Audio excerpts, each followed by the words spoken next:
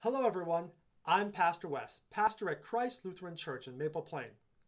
I want to explore with you how Jesus impacts every major aspect of life and changes the entire world. In 10 minutes or less, I will regularly touch on one topic and explore how Jesus changes it.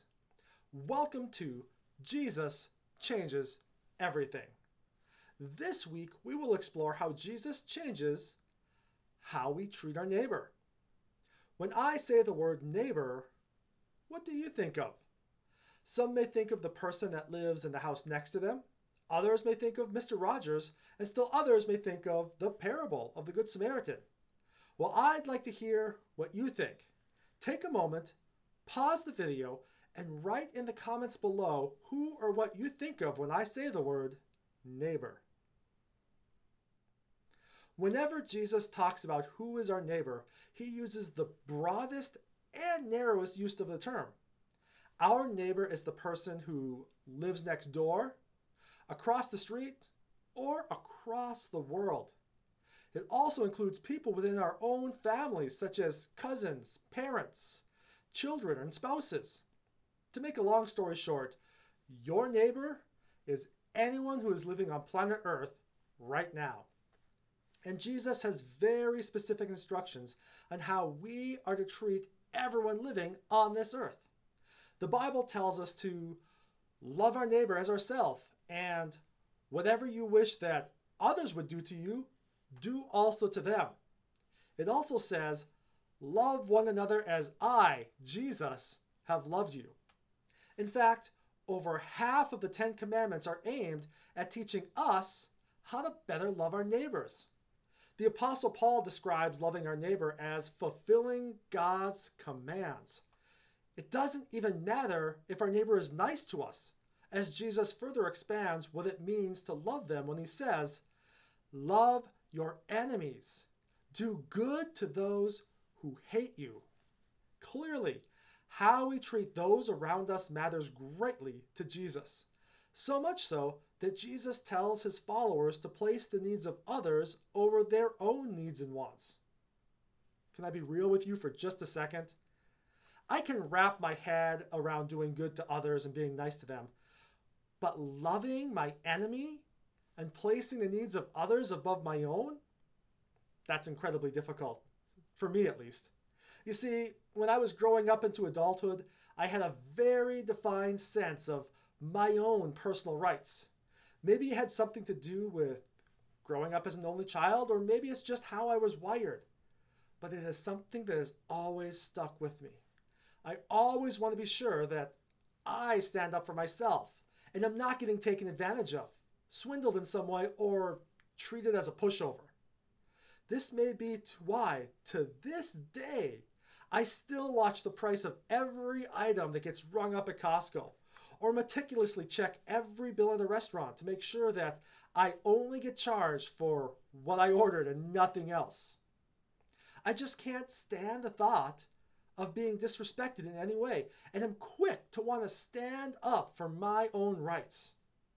Jesus has a different standard, however.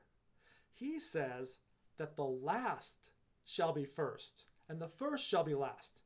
In fact, Jesus begins his most famous sermon, called the Sermon on the Mount in Matthew 5, by describing what is important to him and how we should treat others.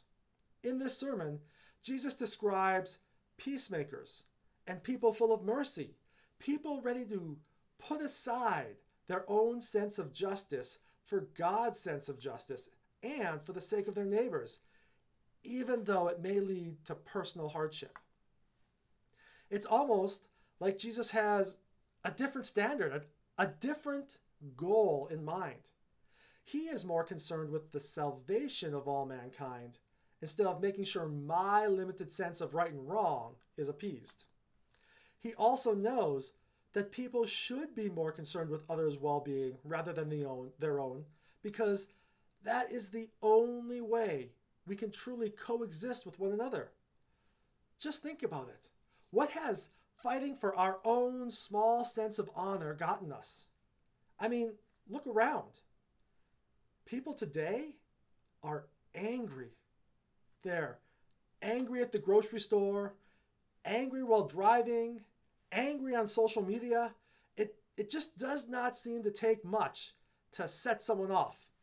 All the while, defending their rights, demanding that others see things exactly the way they do, or face their scorn. This is no way to live.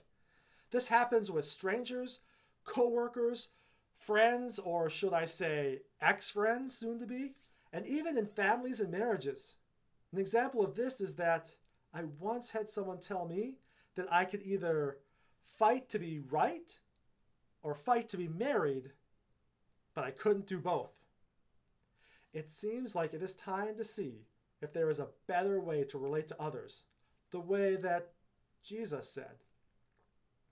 Jesus wasn't the only one to say that we should love our neighbors as ourselves, sometimes known as the Golden Rule. In fact, practically every faith has some version of it.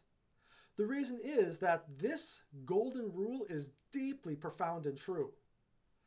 The key difference, however, is that Jesus knows we can't accomplish this on our own. Sure, we can succeed for a time, but we will always fail. Only Jesus provides the strength to actually accomplish loving our neighbors, not on our own power or for our neighbor's sake, but because of what Jesus did for us. We can treat our neighbors with love and respect because Jesus loved us first. We are called to love our neighbor, but we can only know what love is because of Jesus. In fact, Jesus' own disciple, John, tells us that we know what real love is because Jesus gave up his life for us. So we also ought to give up our lives for our brothers and sisters. John goes on to say that if someone has enough money to live well and sees a brother or sister in need but shows no compassion, how can God's love be in that person? Dear friends, let's not merely say that we love each other. Let us show the truth by our actions. What profound words written by the Apostle John. Jesus provides the strength necessary to love our neighbor because Jesus first loved us. We can stop insisting that others give us what we think we deserve because Jesus gave us what we didn't deserve, his very life. When we receive a love like what Jesus gave, it helps us realize that I am not loving my neighbor in my own strength, but by the very strength of God. Jesus has shown us who our neighbor is and how we are to treat them, but he doesn't leave it right there. He also gives those who follow him the ability to actually follow through. The life-giving love and sacrifice of Jesus changes how I see and treat my neighbor, which is just one way that Jesus changes everything. Thanks so much for watching, and we will see you again next time.